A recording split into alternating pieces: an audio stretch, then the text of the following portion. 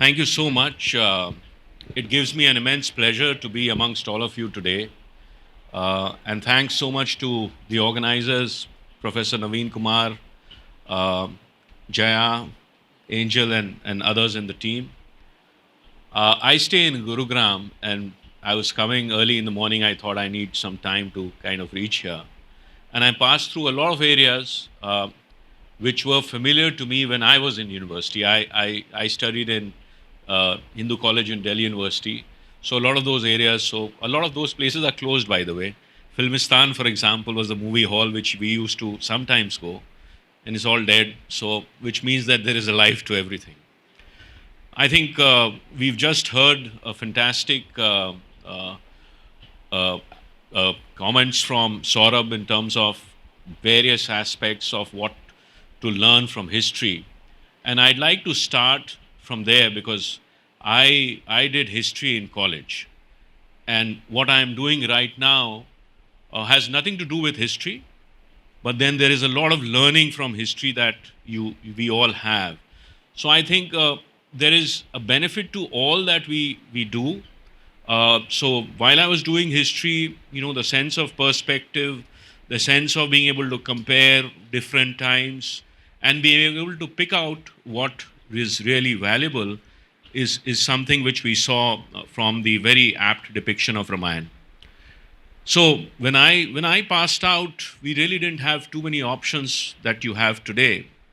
So I decided to take the plunge in management, and I went to a place called Warwick in the UK to do my MBA.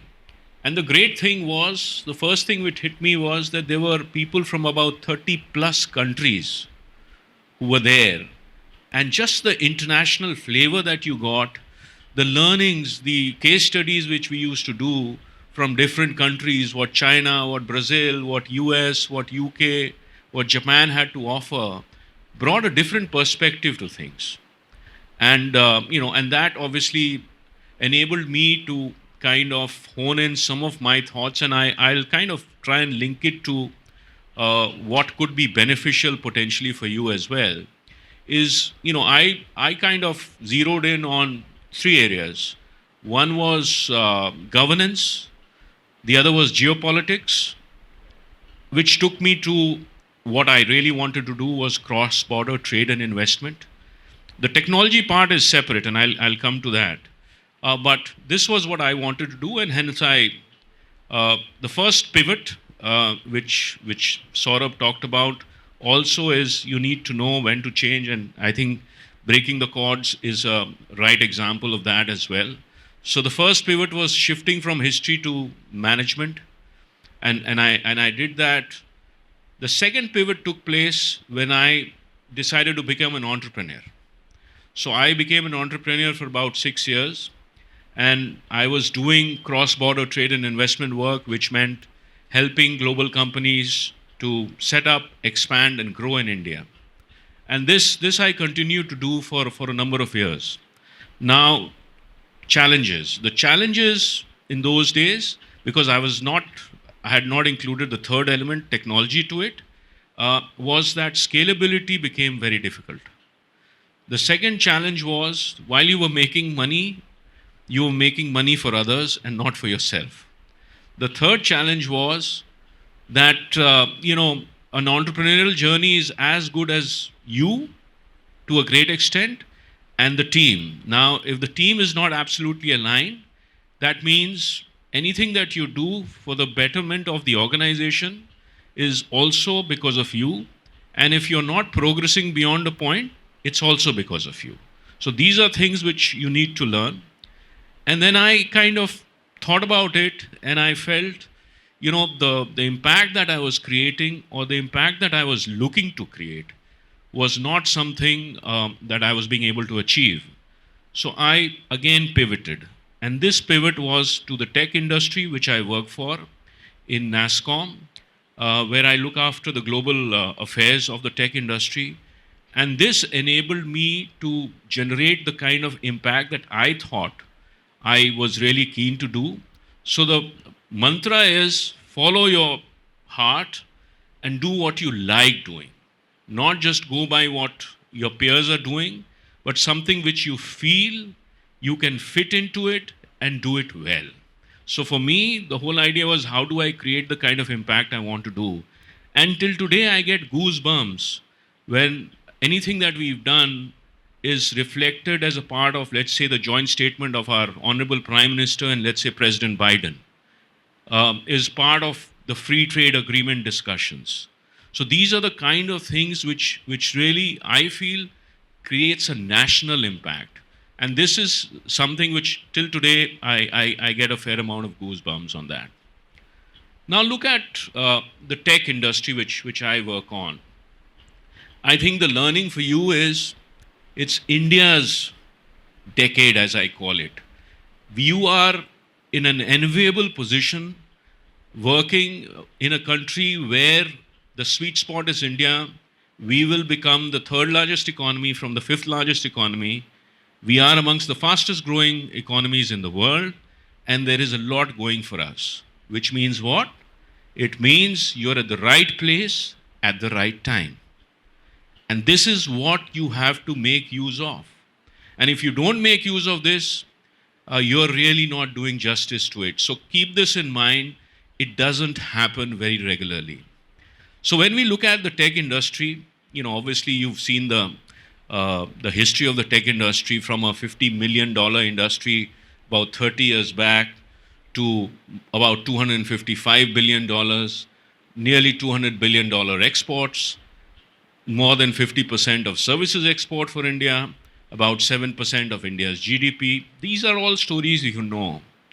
But the key thing which I want to leave with you is that it's very, very different, let's say, from the US model. The US model focuses on big tech. And I'm sure you've heard and read a lot about big tech. It talks about big platforms and how they've enabled success to come up as we make US the number one economy that it is. India went for a different model. I'm sure you would have heard of something called the Digital Public Infrastructure, or DPI. And I think this is a truly democratic model where it is based on an open protocol and is interoperable, which means that anyone can join in, SMEs, startups, large enterprises. And what it does is, it takes the whole digital transformation model to go at population scale and impact the population. So what are the examples? The examples, if you see, are Aadhaar. All of you have Aadhaar cards, nearly 1.4 billion. But the benefit of Aadhaar is that the entire direct benefit transfer scheme, which goes to the last mile, goes through this. So this is tremendous. You talk about UPI, and you all know the numbers. I'm not going to get into that. The new age, DPIs, as we call it, is FASTag, Parivahan, and many others. Bhashini, the translation model as well. Now, what is this going to do? This is increasing the impact right up to population scale. And one of the recent research papers talks about nearly 1% of India's GDP coming out of existing DPIs. And in terms of projections, nearly 2.9 to 4.2% going to come out of the future model DPIs as well. So this is what I want to leave you with, that anything that you are looking to do, I would suggest you look at the impact quotient and how egalitarian or equitable it is. I think that is critical. The next part is, everyone talks about the success of our large companies. It's known, it's a great thing. But in real sense, someone told me very early in life, and I'd like to leave this with you, is that if every 10th company in India, someone became an entrepreneur and hired 10 people, the GDP will go like this. So we need to support our SMEs and not be afraid. So startup culture, we talked about some of the failures, but I think it's a huge success story as well, where everyone is looking to join startups because of the agility, because of the scalability, because of the ideas. And while I agree that ideas, and someone talked about ideas and coffee, I think ideas plus coffee makes an even more deadly combination. So when we look at SMEs, I think we need to look at how we can support them grow. Because if you're not doing it, we are losing out. So, for example, we worked on a model where we got everything, free in terms of location. Some of the companies which found benefit is, one company will tell you is, by the way, in Parliament in Canada, we were talked about the Canadian, minister who talked about us. That adds to the credibility. The question is, put yourself in their shoes and say, how can you add to the credibility? Which brings me to the final point. None of this is going to be possible without talent. Around the world, there is a huge dearth of talent. A recent survey of Conferry talks about by 2030, there will be nearly 85 million jobs which are not going to be filled. And it can mean that there will be nearly $8.5 trillion worth of unrealized revenue. India, because of its demographic dividend, because of the fact that we take to STEM as fish takes to water, is much better placed.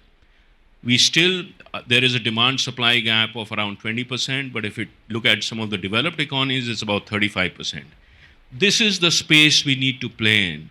You are the ones who are going to make the difference, because you are again coming back in that enviable space that will make the difference. The other important part is 40% of people in the IT world, which I come from, are women. So I am really proud of that, and so should all of you be proud of it as well. So, what are my final thoughts? A lot of it Saurabh gave, but I think be ready to pivot. The plan B is very important, and even the plan C should be there. So, be ready to recalibrate in life, because if you continue to do things which may not make us difference, leave that. Be ready to learn, unlearn, and then relearn. I think learning is a lifelong journey. It does not stop. And the day it stops for you really means that you've stopped living. So always be ready for that. Number three, be ready to create the impact. Life has to have an impact story. If you're not having an impact which is equitable, there is a problem. So I would look at it from that perspective, and be ready to give to the nation as well at any point of time that you can. So these were a few of my thoughts. I hope you found it useful. Thank you so much. Have a good day.